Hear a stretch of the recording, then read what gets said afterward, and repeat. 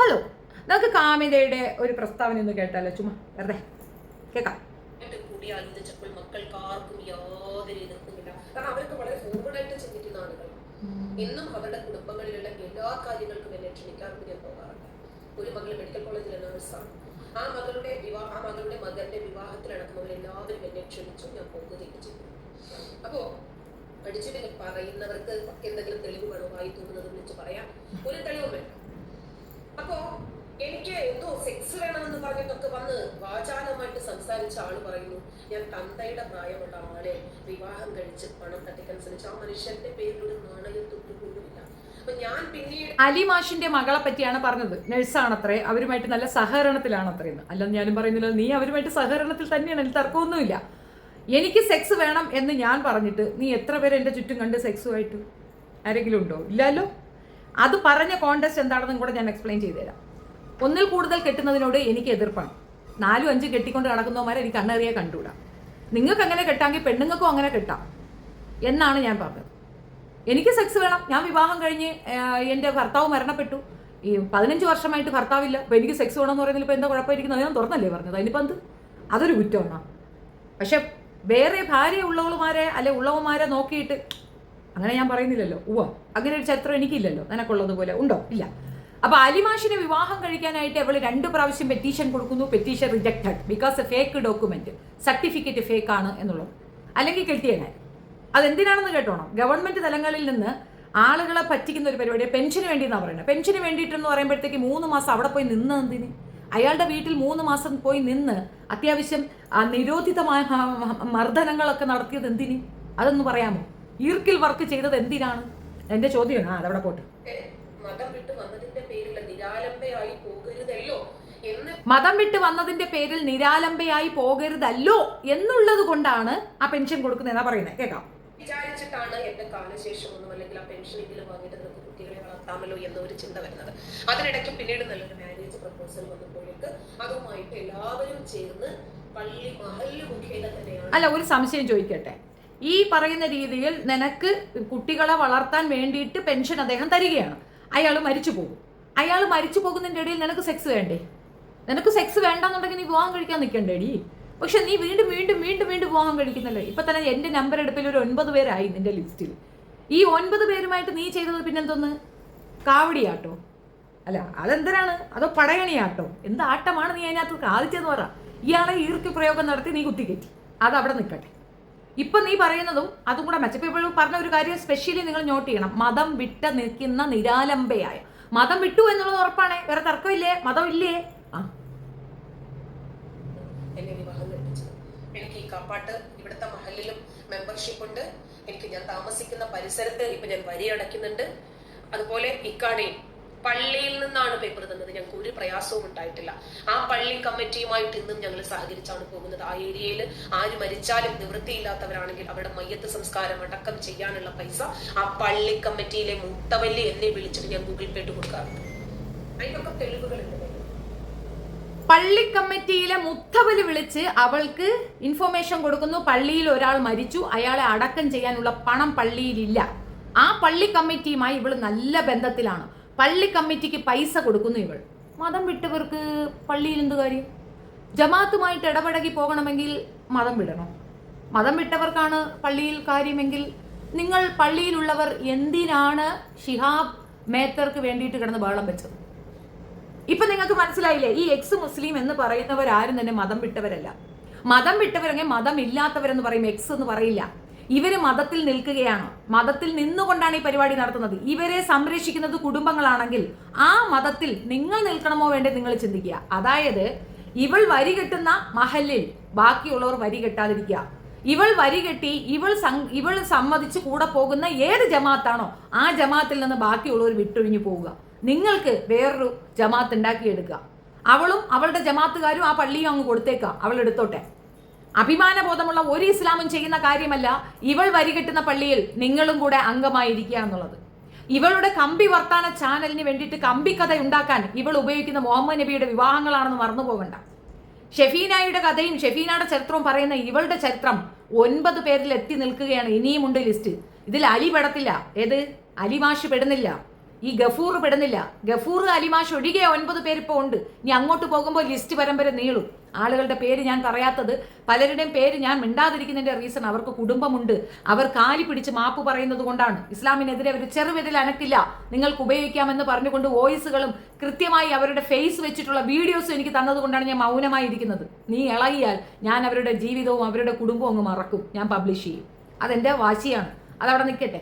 അപ്പോ ഈ സ്ത്രീ ഇത്രയധികം ആണുങ്ങളുമായി ബന്ധമുണ്ടായിരുന്ന പലരെയും വിവാഹ വാഗ്ദാനം നൽകി പറ്റിച്ച ഈ സ്ത്രീ നിരന്തരമായി ഇരുന്നു കൊണ്ട് ഇസ്ലാമിക അവഹേളനം നടത്തുമ്പോൾ ആ നടത്തുന്നത് മനസ്സിലാക്കിയിട്ടും കേട്ടിട്ടും ഒരു ഉളുപ്പുമില്ലാതെ ഇവളുടെ കയ്യിൽ നിന്ന് പണം വാങ്ങി പള്ളികളുടെ കാര്യങ്ങൾക്ക് വേണ്ടിയിട്ട്, അതായത് ഈ മസ്ജിദുകളുടെ ക്രയവിക്രയങ്ങൾക്ക് വേണ്ടിയിട്ട് ഇവളുടെ കയ്യിൽ നിന്ന് പണം വാങ്ങുന്ന ഏതെങ്കിലും മസ്ജിദുകൾ ഉണ്ടെങ്കിൽ ആ മസ്ജിദുകളെ ഇസ്ലാമിയർ ബോയ്ക്കോട്ട് ചെയ്യണമെന്നാണ് എനിക്ക് പറയാനുള്ളത്. ഇവളുടെ ഫണ്ട് വാങ്ങിച്ചിട്ട് ചെലവഴിക്കുന്ന ഒരു മസ്ജിദുകളും വേണ്ട എന്ന് വെക്കാനുള്ള ധൈര്യം ഇസ്ലാമിയർ കാണിക്കണം. നിങ്ങളെ പേടിപ്പിച്ച് നിർത്തിയിരിക്കുന്നത് എങ്ങനെയാണെന്ന് അറിയാമോ? നിങ്ങൾ ഭയങ്കര തീവ്രവാദികളാണ്, നിങ്ങൾ ഭയങ്കര കുഴപ്പമാണ്. നിങ്ങൾ കുഴപ്പമാണ് എങ്കിൽ നിങ്ങൾ അങ്ങ് സഹിച്ചു എന്ന് പറയുക. ഒന്നാമത്തെ കാര്യം, ഇപ്പൊ നിങ്ങളുടെ വീട്ടിലേക്ക് ഒരാൾ വരികയാണ്, ഒരു അതിഥി വരികയാണ്, നിങ്ങളുടെ മകൾ പ്രസവിച്ചു എന്ന് വെക്കുക. ആ കുഞ്ഞിനെ നിങ്ങളുടെ രീതിയിലുള്ളത് പഠിപ്പിച്ചു കൊടുക്കത്തില്ലേ? നിങ്ങളുടെ വീട്ടിൽ എന്തുണ്ടാക്കുന്നു അതല്ലേ അതിന് കൊടുക്കാൻ പറ്റൂ. ഇല്ല എനിക്ക് പൊറോട്ട ഇറച്ചി വേണമെന്ന് നിങ്ങൾ വാങ്ങി കൊടുക്കാൻ നിൽക്കുമോ? ഇല്ല, നമ്മുടെ വീട്ടിലെ അവസ്ഥ അനുസരിച്ച് നമ്മുടെ കുഞ്ഞിനെ വളർത്തും. ഇസ്ലാമിലേക്ക് ഒരാൾ വന്നാൽ അയാൾ ഇസ്ലാമികപരമായി രീതിയിൽ ജീവിക്കാൻ തയ്യാറായി തന്നെ വരണം. അങ്ങനെ അല്ലാത്തവർക്ക് പുറത്തേക്ക് പോകാം.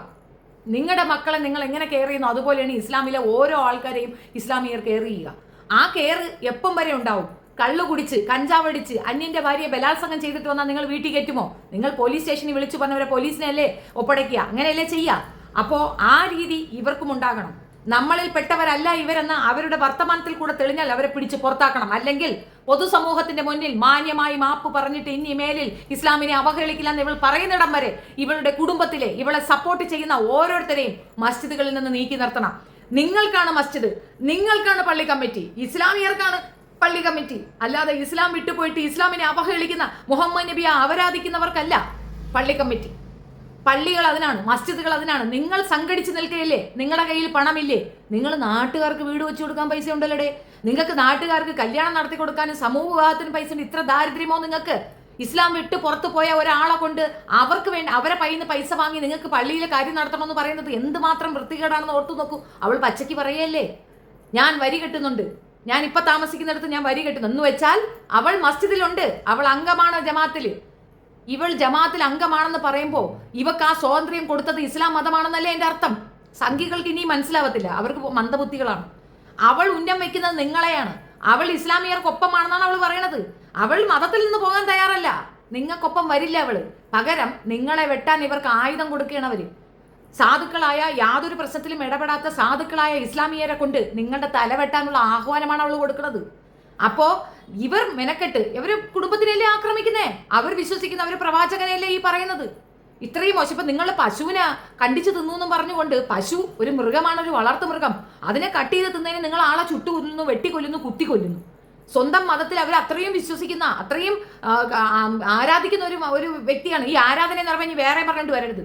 ആരാധന എന്ന് പറയുമ്പം പടച്ചവൻ തന്നെയാണ് ദൈവം, അതിനകത്ത് വേറെ തർക്കമൊന്നുമില്ല. ലാ ഇലാഹ ഇല്ലല്ലാഹ് മുഹമ്മദ് റസൂൽ. അപ്പൊ അള്ളാഹുവിന്റെ റസൂൽ മാത്രമാണ് മുഹമ്മദ്. പക്ഷെ അള്ളാഹുവിന്റെ അന്ത്യപ്രവാചകൻ ഇനി വേറൊരു പ്രവാചകൻ വരാനില്ല. അത്രത്തോളം തീവ്രമായി മക്കളുടെ പേരിനൊപ്പം പോലും അദ്ദേഹത്തിന്റെ പേര് വെക്കുന്ന അഭിമാനബോധമുള്ള ഇസ്ലാമിയരോട് എനിക്കൊരു ചോദ്യം. ഈ സ്ത്രീ നിങ്ങളുടെ ജമാഅത്തിൽ അംഗമാണെങ്കിൽ ആ ജമാഅത്തിൽ നിങ്ങൾ ഇരിക്കുന്നത് നല്ലതിനാണോ? നിങ്ങൾ കൂടോടെ മാറിപ്പോകൂ, നിങ്ങൾ വേറെ ജമാഅത്ത് ഉണ്ടാക്കൂ. ഇസ്ലാമിയർക്കാണ് പള്ളി, ഇസ്ലാമിയർക്കാണ് ഖബറിസ്ഥാൻ, ഇസ്ലാമിയർക്ക് വേണ്ടിയിട്ടുള്ളതാണ് മസ്ജിദുകൾ, അല്ലാതെ ഇവർക്ക് വേണ്ടിയിട്ടില്ല. ഇത്തരത്തിൽ നമ്മളെ കുറ്റപ്പെടുത്തുന്ന, മോശം പറയുന്ന യുക്തിവാദികളെയും ഇതേപോലുള്ള ആൾക്കാരെയും എക്സ് മുസ്ലിമിനെയും കൊണ്ടടക്കാനുള്ള സ്ഥലമല്ല, അങ്ങനെ വിസർജ്യങ്ങളെ കൊണ്ട് കുഴിച്ചിടാനുള്ള സ്ഥലമല്ല. ഇസ്ലാമിയർ എത്രത്തോളം പുണിതമാക്കപ്പെട്ട് വെച്ചിരിക്കുന്ന പുണ്യഭൂമികൾ അവിടെ എങ്ങും കൊണ്ടുവന്നവരുടെ ഒക്കത്തില്ല. ഓർത്ത് നോക്കണം, തിരുവനന്തപുരക്കാരുടെ ഏറ്റവും വലിയ സ്വപ്നമാണ് ഭീമാപ്പള്ളി എന്ന് പറയുന്നത്. അതേപോലെ തന്നെയാണ് ജുമാ മസ്ജിദ്, പാളയം ജുമാ മസ്ജിദ്.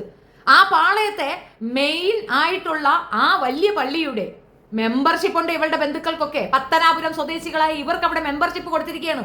പാളയം ജുമാ മസ്ജിദിലുള്ളവരുടെ എനിക്കൊരു ചോദ്യം, നിങ്ങൾ ഇത് അംഗീകരിച്ചു കൊടുക്കുന്നുണ്ടോ? നിങ്ങൾ ഇത് മൗനമായി അംഗീകരിച്ചു കൊടുക്കുന്നത് എന്തിനാണ്?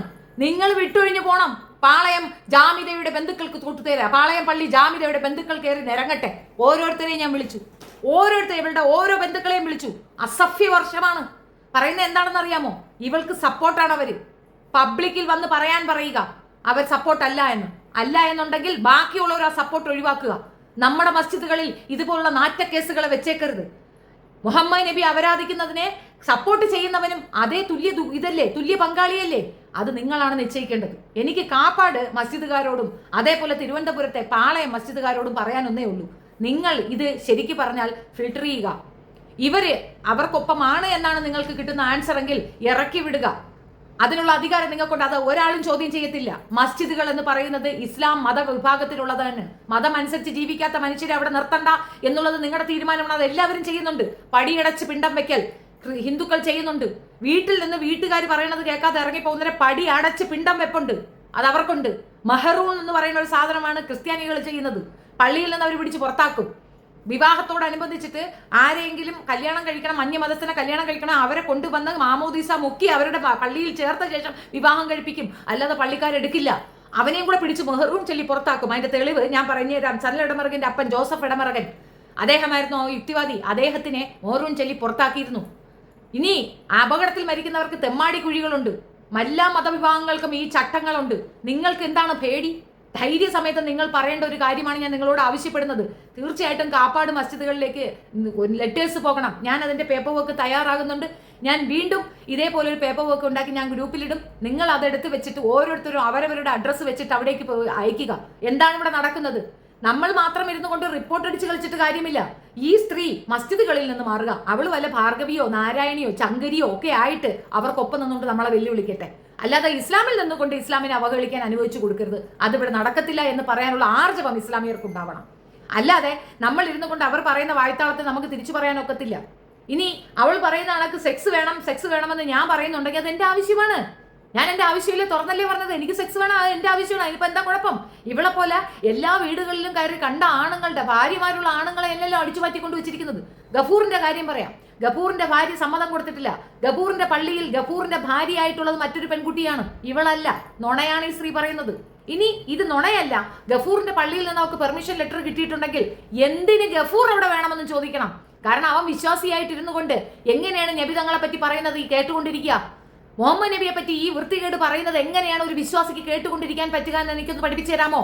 അപ്പോ കള്ളം കപ്പലിലല്ലേ ഉള്ളത്? നിങ്ങൾ തന്നെയല്ലേ നിങ്ങളുടെ ശത്രുക്കള്? കർശനമായി ഇസ്ലാമിയരെല്ലാം ഒറ്റക്കെട്ടായി നിന്നുകൊണ്ട് ഇതിന് മറുപടി പറയണം. തല്ലാനും വെട്ടാനും കൊത്താനും പോവാനല്ല പറഞ്ഞത്. നിങ്ങൾ നീതിയുക്തമായി നിയമപരമായ പരിരക്ഷ നേടൂ. നിങ്ങളെ അവഹേളിക്കുന്ന ഈ സ്ത്രീക്കെതിരെ നിരന്തരം കേസുകൾ കൊടുക്കുകയും അതോടൊപ്പം തന്നെ സമൂഹത്തിൽ നമ്മളുടെ മതവിഭാഗത്തിൽ ഇവളെ ചേർക്കത്തില്ല എന്നൊരു തീരുമാനം നിങ്ങൾ എടുത്താൽ തീരാവുന്ന കുത്തിക്കഴപ്പേ ഇവക്കുള്ളൂ. ഈ പറയുന്ന ഇവളുടെ സഹോദരങ്ങൾ 14 പേരുണ്ട്. ഒരാൾ മരിച്ചുപോയി. ബാക്കിയെല്ലാം ഇസ്ലാമിയരെ ഒട്ടി ഇസ്ലാമിയരുടെ അന്നവും ഇസ്ലാമിയരുടെ തീട്ടവും തിന്ന് ജീവിക്കുന്നവരാണ്. അവർക്ക് ആ തീട്ടം നിങ്ങൾ കൊടുക്കരുത്. നിങ്ങളുടെ തീട്ടം പോലും തിന്നാനുള്ള യോഗ്യതയില്ലാത്തവരാണ് അവർ. ഇത്രയധികം അവഹേളനം ഈ സ്ത്രീ പറയുമ്പോൾ ഈ സ്ത്രീ അനുകൂലിക്കുകയും ഈ സ്ത്രീയുടെ കയ്യിൽ നിന്ന് പണം വാങ്ങി തിന്നുകയും ചെയ്യുന്ന ഈ വൃത്തികെട്ടവരെ നമ്മുടെ മസ്ജിദുകളിൽ ചേർക്കാൻ പറ്റില്ലെന്ന് കർശനമായി പറയണം. ഓരോ മസ്ജിദുകളിലും നിങ്ങൾ പേപ്പർ അയക്കണം. നിങ്ങളുടെ മസ്ജിദുകളിൽ 40 പേർ ചേർന്ന് ഒരു പേപ്പർ അയക്കുക. ആ മസ്ജിദുകൾ 14 ജില്ലകളിൽ എത്ര മസ്ജിദുകളുണ്ടോ എല്ലാ മസ്ജിദുകളിൽ നിന്നും പാളയം ഇമാമിന് ലെറ്റർ പോകട്ടെ. ഈ പറയുന്ന വ്യക്തികളെ അവിടെ പറ്റില്ല എന്ന് പറയുക. അല്ല എങ്കിൽ നിങ്ങൾ നിസ്സഹരണം പ്രഖ്യാപിക്കൂ. പറ്റില്ല എന്ന് പറയൂ. നിങ്ങളെ കൊണ്ട് അത് സാധിക്കും. കൂട്ടായ്മ എന്താണെന്ന് കാണിച്ചു കൊടുക്കും. ഒരു സ്ത്രീ ഇരുന്നു കൊണ്ട് നിങ്ങളെ നിരന്തരം അവഹേളിക്കുന്നു എന്ന് പ്രയാസപ്പെടുകയും കരയുകയും ചെയ്യുന്ന നിർത്തലാക്കിക്കൊണ്ട് നിങ്ങൾ കർശനമായി നടപടിയെടുക്കാൻ നിങ്ങൾ മുൻപോട്ട് വരണം. അത് ചെയ്തേ മതിയാവുള്ളൂ. അവരവരുടെ മസ്ജിദുകളിൽ പേപ്പർ അയക്കുകയും ആ കൂട്ടായ്മയുടെ പേപ്പർ ജോയിൻ ചെയ്ത് വെച്ച് ഒറ്റ പേപ്പറായിട്ട് പാളയം മസ്ജിദിലേക്ക് പോകട്ടെ. പേപ്പർ അവിടെ ചെല്ലട്ടെ, കാര്യം പറയട്ടെ. എന്തടിസ്ഥാനത്തിലാണ് ഇസ്ലാമിനെ ഇങ്ങനെ ഈ സ്ത്രീ അവഹേളിക്കുന്നത്? അവർ വേറെ എന്തെങ്കിലും വീഡിയോ ചെയ്യട്ടെ. അവരെന്തിന് ഇസ്ലാമിനെ അവഹേളിക്കണം? മുഹമ്മദ് നബിയുടെ വിവാഹവും അതിനോടനുബന്ധിച്ചിട്ടുള്ള കള്ളപ്രചരണവും ഈ സ്ത്രീ തുടങ്ങിയിട്ട് എത്ര കാലമായി? തലേക്കെട്ടുകാർ പേടിച്ച് മാറുമായിരിക്കും. ഷെഫീന മാറില്ല. ഷെഫീനയെ പിഴച്ചവളെന്ന് പറഞ്ഞാൽ ഷെഫീന മാറില്ല. ഷെഫീന ചാരത്തി എന്ന് പറഞ്ഞാൽ ഷെഫീന മാറില്ല. ഞാൻ മാറില്ല. കട്ടയ്ക്ക് നിൽക്കും. ഞങ്ങളുടെ ജമാഅത്ത് കൊടുവേളിക്കോളം ജമാഅത്തിൽ നിന്ന് ഒരു പേപ്പർ എന്തായാലും പാളയത്തിലേക്ക് പോകുന്നുണ്ട്. തീർച്ചയായിട്ടും ഞങ്ങളുടെ ഗ്രൂപ്പ് അയക്കും, ഞങ്ങളുടെ പള്ളിയിൽ നിന്ന് അയക്കും, ഉറപ്പാണ്. തീർച്ചയായിട്ടും അയക്കാം. എൻ്റെ ഒരു കോപ്പി ഞാൻ നിങ്ങൾക്ക് വേണ്ടി ചെയ്യാം.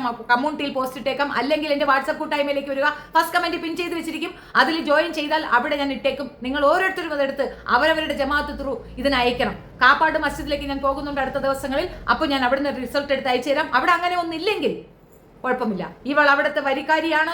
ഇവൾ അവിടുമായിട്ട് സംഘടിച്ചു പോകുന്നുണ്ടെങ്കിൽ തെറ്റ് മറ്റാരുടെയും ഭാഗത്തല്ല, ജാമിലയുടെ ഭാഗത്ത് തെറ്റില്ല. തെറ്റ് മസ്ജിദിൽ ഇരിക്കുന്ന തൊപ്പിക്കാരന്മാരുടെ കയ്യിലാണ്. നിങ്ങൾ തന്നെയാണ് നിങ്ങളുടെ കുഴി തോണ്ടുന്നത്. അത്ര ദാരിദ്ര്യമോ നിങ്ങൾക്ക് ഇവളുടെ എച്ചില് തിന്നാൻ? ഈ എച്ചിലുകളെ നിങ്ങൾ ഇനി സംരക്ഷിക്കുന്ന എന്തടിസ്ഥാനത്തിലാണ്? ഇവർക്ക് വേണം മസ്ജിദ്. പള്ളിയിലെ പറമ്പെന്ന് പറയുന്ന പള്ളിപ്പറമ്പെന്ന് പറയുന്നത് ഇസ്ലാമിയർക്കുള്ളതാണ്. അത് എച്ചിലുകൾക്കുള്ളതല്ല. അവർ ഇസ്ലാം വിട്ടു പോയിട്ടുണ്ടെങ്കിൽ പോകട്ടെ എന്ന് വെക്കണം. അവർക്ക് പൊതുശ്മശാനമുണ്ട്, കത്തിച്ച് കളയാൻ പൊതുശ്മശാനമുണ്ട്. അവിടെ കൊണ്ട് കത്തിച്ച് കളയട്ടെ, അല്ലെങ്കിൽ മെഡിക്കൽ കോളേജ് എടുത്തോണ്ട് പോകട്ടെ. നമ്മുടെ കൂട്ടത്തിൽ പറ്റില്ല എന്ന് പറയാ. വിവാഹത്തിനോ ചടങ്ങിനോ ഒന്നിനും ഇവരുടെ ഒരു കുടുംബത്തിനെയും നമ്മൾ ചേർക്കരുത്. ആ സ്ട്രിക്റ്റ് നിയമം നമ്മൾ കൊണ്ടുവരണം. അത് ജനാധിപത്യപരമാണോ, നമ്മളെ ഭരണഘടന പറയുന്നുണ്ടോ എന്ന് ചോദിച്ചാൽ ഉണ്ട്. നിങ്ങളുടെ മതമാണത്. നിങ്ങളുടെ മതം പ്രാക്ടീസ് ചെയ്യാനും അത് സ്പ്രെഡ് ചെയ്യാനും നിങ്ങളെ കൊണ്ട് പറ്റും. നിങ്ങളുടെ മത പ്രാക്ടീസിൽ നിങ്ങളുടെ മതത്തിന് നിഷേധപരമായി പറയുന്നവരെ നീക്കി നിർത്താനുള്ള അധികാരം നിങ്ങൾക്കുണ്ട്. നിങ്ങൾക്കത് ചെയ്യാം. ഒരു ഭരണഘടനയും നിങ്ങളോട് അത് ചോദിക്കത്തില്ല. നിങ്ങൾക്ക് അവളുടെ മതം അവളിൽ നിന്ന് എടുത്തു കളയാനൊക്കെ അത് അവൾ വിചാരിക്കണം. പക്ഷേ നിങ്ങളുടെ മത സംഘടനകൾക്ക് നിങ്ങളുടെ ജുമാ മസ്ജിദിൽ നിന്ന് അവളെ നീക്കി നിർത്താം. കാരണം ബാക്കിയുള്ളവർ സഹകരിക്കില്ല എന്ന് ഒരൊറ്റ വാക്ക് പറഞ്ഞാൽ ഈ ഒരുത്തിക്ക് വേണ്ടിയിട്ട് ആ സംഘടന അവിടെ നിലകൊള്ളുക പ്രാക്ടിക്കൽ അല്ല. ഒരു പരാതി വന്നാൽ പോലും അത് നിങ്ങൾക്ക് അങ്ങനെ ഖണ്ഡിക്കാൻ പറ്റും. 40 പേര് ചേരുമ്പോൾ ഒരു മസ്ജിദാണ്. അതിൽ ഒരാൾക്ക് വേണ്ടിയിട്ട് 39 പേര് കോംപ്രമൈസ് ചെയ്യണമെന്ന് ഒരു കോടതിയും വിധിക്കത്തില്ല. ധൈര്യമായിട്ട് നിങ്ങൾക്കത് ചെയ്യാം. അത് നിങ്ങളെ ഭയപ്പെടുത്തി വെച്ചിരിക്കുന്നതാണ്. ഒരു തീവ്രവാദ മെന്റാലിറ്റി ഇതിനകത്തില്ല. സംഘടനയാണ് നിങ്ങളുടേത്. ഞാൻ അങ്ങനെയാണ് പറയുക. മസ്ജിദുകളെ സംഘടനയാണ് നിങ്ങളുടെ. ഓരോ സംഘടനകളാണ് ഓരോ ജുമാ മസ്ജിദ്. സംഘടനയ്ക്ക് ഒരു നിയമമുണ്ട്, അതിനൊരു നിയമ താരാവലിയുണ്ട്. അതിനകത്ത് വെച്ച് ആ ഒരു നിയമത്തിൽ നിൽക്കാവുന്നവർ അതിനകത്ത് നിന്നാൽ മതി. അല്ലാത്തവർ പുറത്തു പോകട്ടെ. പുറത്തു പോയിരുന്നുണ്ട് അവൾ വരയ്ക്കട്ടെ. ഇസ്ലാമിന്റെ പേരും ഇസ്ലാമിന്റെ രീതിയും ഉപയോഗിച്ചവൾ ഇത് ചെയ്യുന്നത് കൊണ്ടാണ് ഇവക്ക് ഈ ഹൈപ്പ് കിട്ടുന്നത്. എവിടെ പോയി നരസിംഹം? എവിടെ പോയി? അവൻ ആരായിരുന്നു ആദ്യം?